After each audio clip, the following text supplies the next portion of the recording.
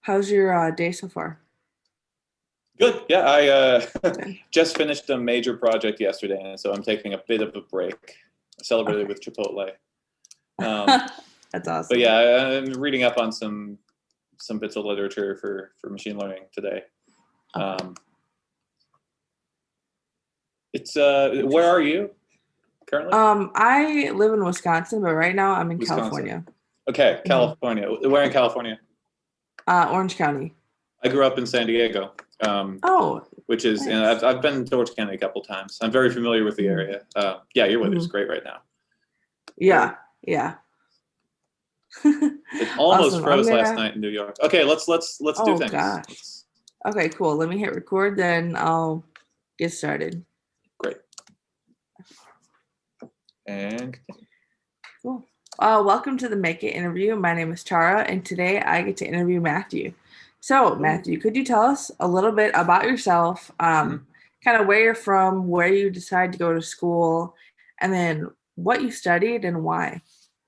Cool. So I grew up in San Diego, California, spent my middle school and first 2 high school years in Minnesota, and then moved back to San Diego for the last bit of high school. I identify primarily as a Californian. I went to Stanford University in 2011, majored in human biology because I had originally planned to go to med school. But as music really took off for me, I abandoned the plan for med school and moved out to New York City to work in musical theater. Before graduating, though, I also got bit by the computer science bug around my junior year and sort of went down a rabbit hole of self-education and taking however many supplementary courses online as I could. And by my senior year, I had changed my major to bioinformatics, which translates pretty readily to music, which is what I do now. Both the human genome and music, at least in MIDI form, are both sequences. And a lot of the math that you use for bioinformatics, and later I went into artificial intelligence proper. A lot of those models can also be used in music generation. And so a big thing that I focus on now is the generation of text and of music for creative and professional projects. Having moved to New York City, I'm a member of Actors Equity, which is the union representing Broadway actors. I've done my fair share of musical theater. Obviously, that's not happening much right now because of the pandemic, but I've had some really fun times. I've gotten to travel a lot. I've been on a bunch of tours. In fact, I taught myself my first AI-specific language while on tour with the first group that I performed with. It's Belinda King Creative Productions. And musical theater has been and will continue to be a very large part of my life. Right towards the end of 2019, I also got into producing. And so I started producing showcases of other alumni performers and just general performers in New York City, culminating with this big blowout at the Cutting Room in Midtown Manhattan that went really well. It was like 300 people, sold out. So that's what I do now. That's awesome. Thank you for sharing that. So kind of leading into college, did you always know that you wanted to go to med school, or was there any other options that you wanted to take? So I always knew I loved science. My father was a doctor and my mother was a speech pathologist / teacher. Both had clinical experience. I spent a good portion of my childhood in the hospital, not because I was sick, but because my father was there and I would, use his computer to make PowerPoint presentations for class or whatever. And I really gravitated towards the doctors and nurses and medical staff technicians that I knew growing up. A good portion of my, the older people in my life were in the medical profession. But yeah, when I went to Stanford, I found myself gravitating. Well, I still gravitated towards the medical people, and I still do. I think medicine is an amazing profession. I gravitated more so towards people who were in the creative fields, particularly anything that falls under the umbrella of symbolic systems. So that's linguistics, computer science, music, composition. Improv could even arguably fall into that. I'm really into improv. We can talk about that later if you like. And yeah, just like the manipulation of data and creating new things from nothing is what really inspired me in my, final 4 years of education, which is what prompted me to leave the medical track. I like what you said about creating new things from nothing. And I think that's Mhm. cool that you were able to kind of almost combine the two of like music and the human genome, as you said. So kind of as you were going throughout your collegiate journey, what are some things that you really liked about your classes and your coursework? And then what are some things that you wish you could change or add to? So the first class I ever took at Stanford, literally the first teacher that even spoke to me, it was something that Stanford does, I think they still do it, called an introductory seminar. So they got this like rock star teacher to come and teach a small group of students in a weird esoteric field. And the field I chose was humor in music. And so our guy, his name was Mark Applebaum, brilliant, avant-garde, really very avant-garde composer who's also an incredible jazz pianist. He basically just taught us for an entire quarter about what can make music funny. And I know that sounds very broad and like it could be pretty much anything. But he really chose to teach by example, and he had us get our hands dirty. So there were projects that we were asked to do over the course of the class. And something about just how he taught was so inspiring that I literally, my final project, it just like, something he said in class really just jived with me. And I sat down and I wrote an entire song. And that was my final project. And I think that song is still on my website. Like it stuck with me all the way to the present day. So yeah, that was definitely my favorite class. I really liked, there was one super hybrid-y class called Molecular Evolution, where we applied physics and statistics and thermodynamics to modeling the change in a species genome over time. And a lot of that math sort of laid the groundwork for like really hardcore sequence analysis and sort of predicting, one example use case would be you have two pieces of genetic material, and just by analyzing how they differ, you can approximate how far apart they are in evolutionary time. And using that with a gigantic set of genomes, you can actually build an entire evolutionary tree, which is super cool. It's like telling the future, but actually you're telling the past. The study abroad was amazing. I loved study abroad. Although what I got the most out of from study abroad was not the classes, but the sort of travels that I took on my own. I studied in Berlin, and plane flights in Germany and in Europe in general between the various countries are very cheap. So I could like pack a backpack and for 50 euros fly to France for the weekend, which I did, was amazing. Of course, the Stanford CS 106A course is the legendary computer science course that they teach. Everybody should take it. And you can, even if you don't go to Stanford, I think you can just Google CS 106A. And I think the entire class is open source. You can watch all the videos. And it blew my mind and is singularly responsible for why I do computer programming today. It's really good. They pick really good professors for those classes too. I could keep going. So many amazing classes. There was one class where we learned ballroom dancing, and in the process choreographed all of the tango scenes for the show Evita, which we put on that year through Ram's Head, which is the student theater group there. I could ramble forever, so I'm going to stop there and let you move on to your next question. No worries. That's incredible that you had like such a good, fruitful like college experience, and that you were able to kind of dabble in a lot of different fields. And then somehow like they all still built on each other. So it's really exciting to hear that. I would say that field is such a restrictive term. I think fields are a myth, frankly. Everything informs everything else. It might be harder maybe to like find a cross connection with like ancient medieval English literature and astrophysics, but I'm sure you could do it. Approaching your major with the idea that you're only going to study what is offered by your major is a huge mistake, and you should never do it. I mean, I changed my major 3 times, and I know people who changed it so many more. I almost in a way wish we weren't required to pick majors, if that makes any sense. Yeah, it totally does. I think the fact that we need to pick so early on is ridiculous.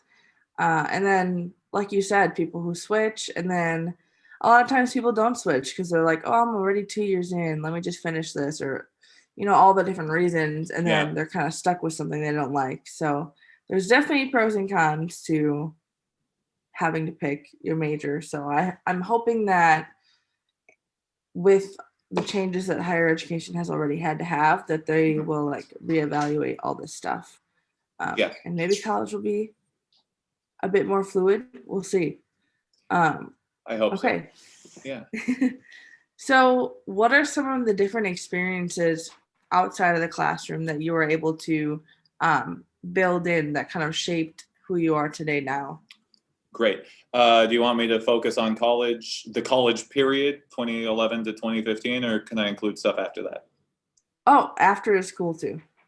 Great. So, wow. Okay. Immediately after I graduated, I started, I was sort of shoehorned through a reference, this program called Operaworks, which unfortunately no longer exists. The founder of that program went on to do other things, but Operaworks was a super new agey combination of classical opera training, yoga, mindfulness meditation, and improv.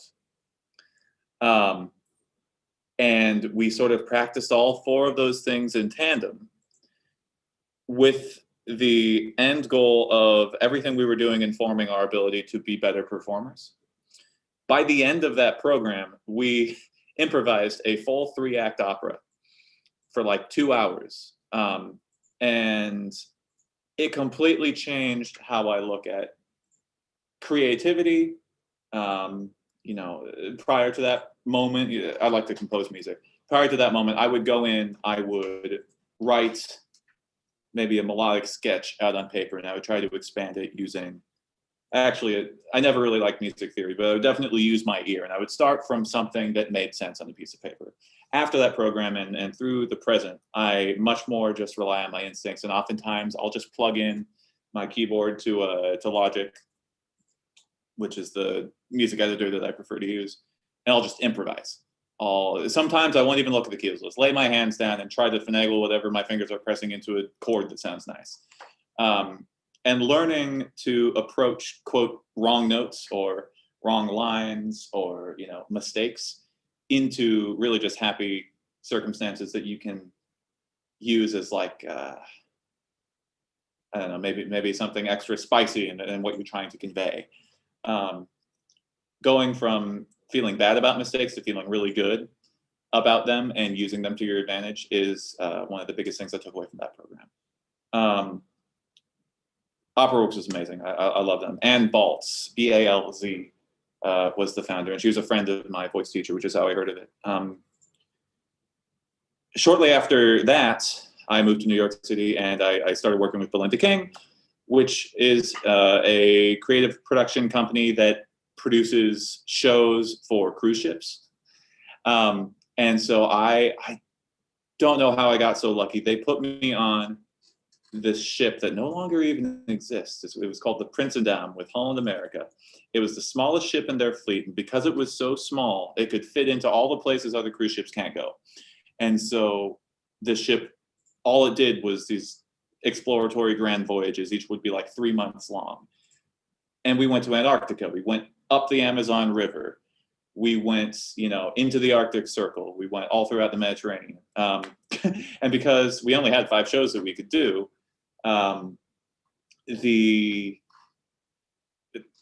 each tour was 3 months, and so we had to space our 5 shows across those 3 months, meaning that we basically were paid passengers. And I got two big things out of that. One, a real appreciation for like what really dedicating yourself to a craft, in this case singing, and getting to the point where people are willing to hire you for things. You can really reap the benefits on that. And it doesn't have to be, you know, the classic doctor, lawyer, what's the third one? Doctor, lawyer, businessman, or whatever, MBA. You don't have to follow those paths to really get to see the world and do cool things. Two, that was the tour where I taught myself TensorFlow. Because I had all this time, we crossed the Atlantic 6 times. And when you're in the middle of the Atlantic, there's nothing to do. And so I downloaded a whole bunch of, I think it was CS231, also from Stanford, also open course. Downloaded it to my laptop and just learned another programming language. And by the time I was out, I had a skill that allowed me to, you know, tutor and consult in artificial intelligence during the day and audition, you know, on my breaks and at night. And then that, you know, gave me this marketable skill that added this layer of robustness to being able to handle the volatility of the music market, which, by the way, is incredibly volatile. If anyone paying attention to the last year has been able to tell. Yeah, so Blended King, OperaWorks, lots of other things too. I was in the Minnesota Boy Choir in middle school. That really sort of locked in my love for music. They're cool. They're definitely still around. You should check them out. In high school I used to be super into a cappella, so I went to a decent amount of like competitions, and our school had an a cappella group. But that's super. That cruise sounded awesome too. It was. Oh, go ahead. It was really fun. Yeah, cruise ship performers are the most ridiculously, just like unbelievably privileged. It's like the best job that you can have. You literally, you sing maybe, you know, twice a week if you're doing the production shows. If you're a guest performer, if you're a production vocalist, like people who work on Disney cruise ships, anyone watching this, if you ever get that job, they're working you hard. Cruise ship performer is actually a very broad term. I got lucky in that I didn't have to perform that frequently. Speaking to acapella though, I was in the Stanford Fleet Street Singers, which I can't believe I haven't talked about them yet. They're friggin' amazing. They even before OperaWorks really sort of started redefining how I approach music. Fleet Street was all about comedic and original music. So every year we would completely write a new spring show with 12 to 16 new songs. Most of them would be funny, not always. Usually intentionally. We also did sketch comedy, and one of our guys was really into films. And so for the years I was there, we also did short films for each of our shows. They were just an amazing group of guys. Fleet Street was an all-male group. We had other co-ed groups and all-female groups. All of them were awesome. I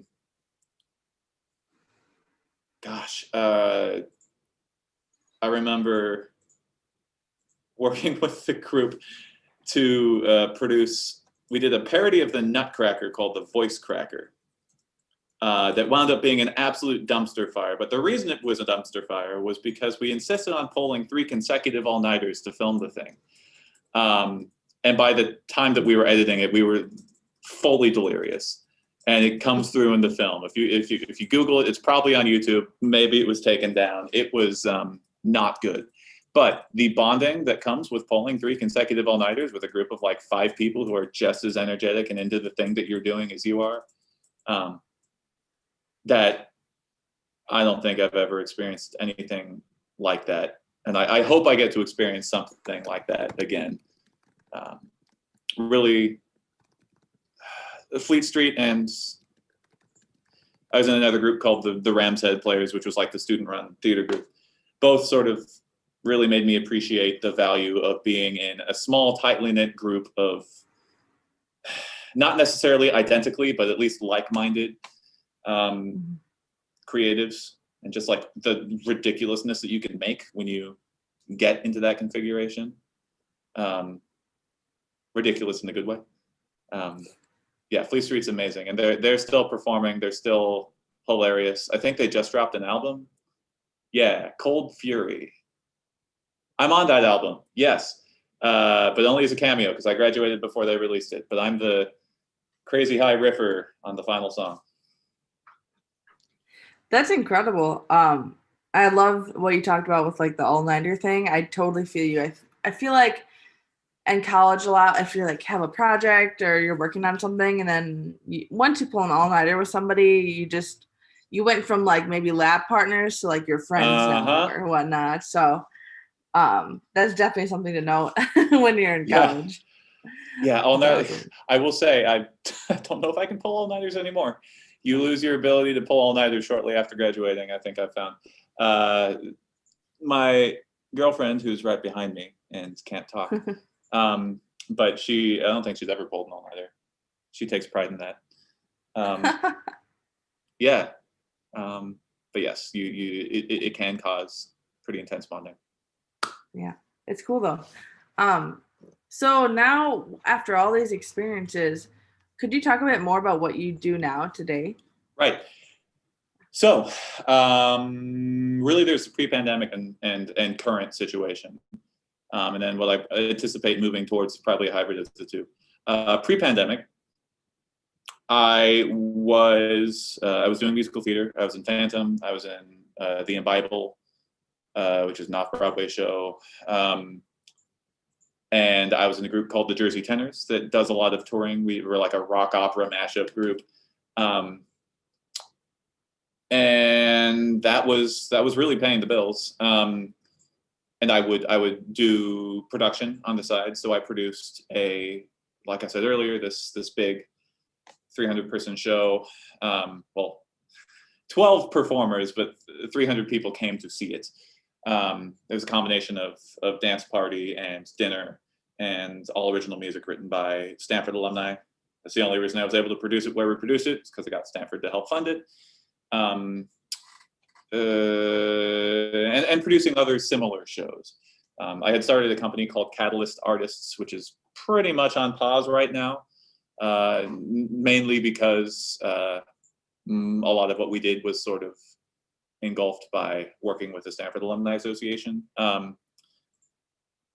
And then I also started a company that started as just me freelance tutoring, but has since merged into consulting and app development. That company is called Apterix Labs, and that is 100% what I am doing right now. I'm easily putting in 50 plus hours a week to it. We sort of by necessity, but also just because it was going well, took off during the pandemic and when everyone was working from home. I can't perform, so I might as well code. So I took on, we have a machine learning client. Machine learning, I use interchangeably with artificial intelligence. Technically, they're two different things. But this client, we're building a sort of proprietary text generation application for his company out in San Francisco. That's been really fun, huge deep dive. The math in deep learning, if anybody watching this is into math, it is the coolest math. You'll love it. Don't let introductory linear algebra get you down. It gets a lot more cooler after you learn how to do matrix multiplications. We also have a couple of web development clients. So we're building their websites for them, sort of a data-heavy internet commerce platform. One's a tutoring company, the other's a consulting company. Very business to business.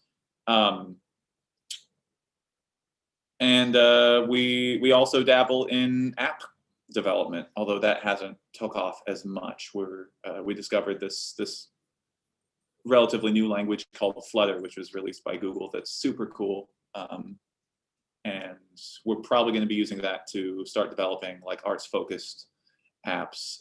The one app in particular that we're really into and want to develop is geared towards changing how auditions are run in person in New York for equity, but also non-equity productions. If anyone watching this ever comes to New York or Los Angeles or Chicago or any of the big cities and goes to an equity audition, they're all still run on paper and they're all very inefficient. There are a lot of opportunities for using tech to speed that up. So we have a couple ideas as to how we can do that. And we're trying to find a way to fund that project right now. Yeah, and then of course using sort of the latest and greatest in artificial intelligence to generate music is the other side project. I call that Project Orpheus because I really like that musical that just came out, Hadestown. Also, Orpheus was like the demigod of music or whatever. So we aren't hubristic at all. But we're using this thing called a transformer model that is super cool. I think it was dropped, I think Google at least popularized the first couple of versions, and it's since sort of taken the machine learning world by storm. And they're super amazing. If you've ever heard the word GPT, GPT-2, GPT-3, I mean, right now you can train these models to write entire papers and articles that sound like a human wrote them, and it's very scary. It has a lot of implications for bad use, but also good use too. Figuring out how to work with them collaboratively in content creation is really exciting, and I hope to translate that to music. So that's what I do. You're doing a lot, but it all sounds super exciting, and I'm glad that, yeah, although with the pandemic, that things with your consulting took off. And the thing about the auditions, I think that's super interesting that it's still on paper. That's definitely a big opportunity to turn that into like a more efficient and like more sustainable way. So I hope that hopefully that takes off too. I don't know who watches this, but seriously, if anybody watching this, or Tara, if you have ideas and they want to maybe see this thing be made a reality, email me, Matthew at apterixlabs.com. It's APTERYX. Okay. We're definitely looking for people to work with us on that. Okay, that's awesome. We work with a lot of music students, so hopefully, I'll spread the word, and they will. I'm sure they'll be excited. Yeah. Music generation or the audition app. Yeah. Oh, okay, sweet. I will let them know for sure. Cool. And that kind of leads me to my last question, which is just like reflecting on all the experiences that you've had. What's a piece of advice that you would give to maybe a prospective college student or just somebody in college who is kind of trying to figure out what they want to do? Cool. Wow. Let me think about that for 2 seconds. There's a lot. It's hard to distill.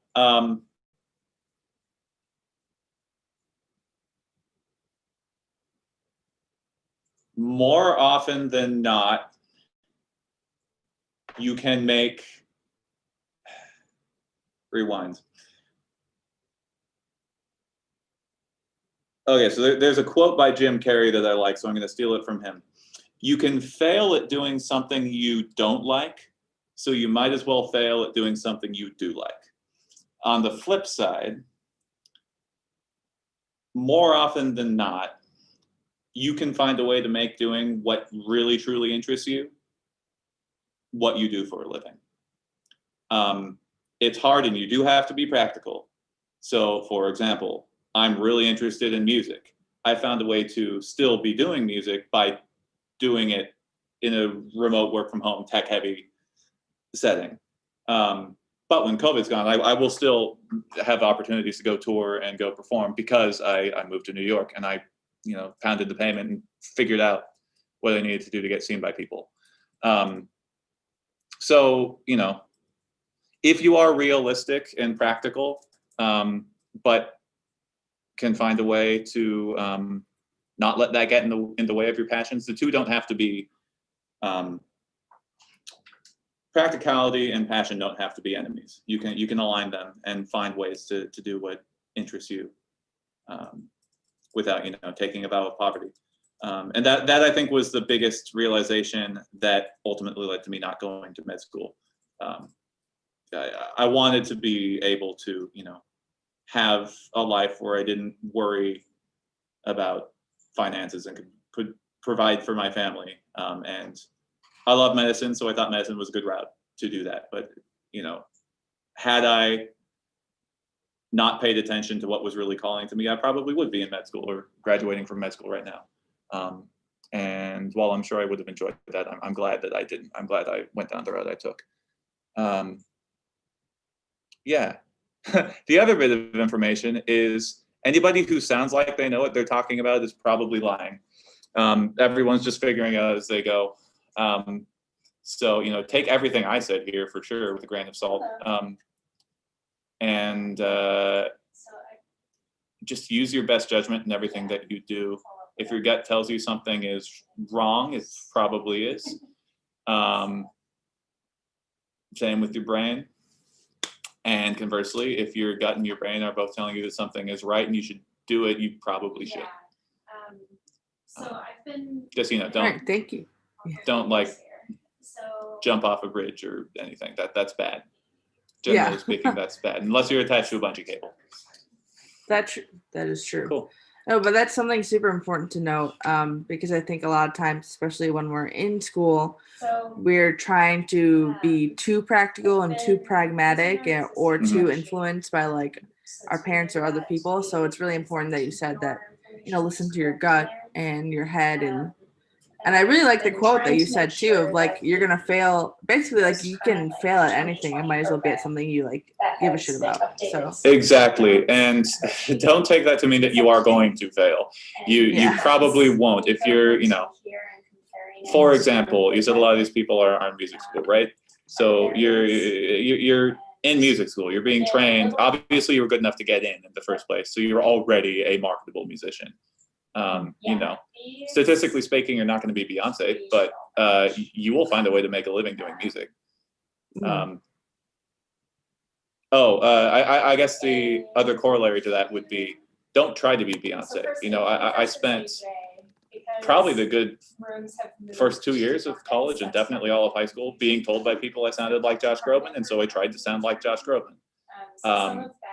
My voice teacher finally got through to me that, I have my own voice and I should use that instead. Embrace the sound that makes you unique, because that's the only thing that's gonna be able to be marketed by you anyway. No one wants a clone of something that's already out there. And that applies to everything, not just music. If you're building a website, don't clone Facebook, That's a super great point as well. Oh, like, get inspiration from, but remember that your uniqueness is like what makes you, what makes you marketable, and what makes like you appealing. For singers, like, listen to yourself sing. It's painful. It took me forever to get over it, but like, record yourself and find the quirks that you sound good, and try to hone those. Mm-hmm. Thank you so much for sharing kind of your journey with me today, and all the cool snippets and a lot of great advice from it as well. I'm excited to share this with students. Yeah, this was really fun. It's always an opportunity to brag about myself, I guess. No, this was really cool, and best of luck with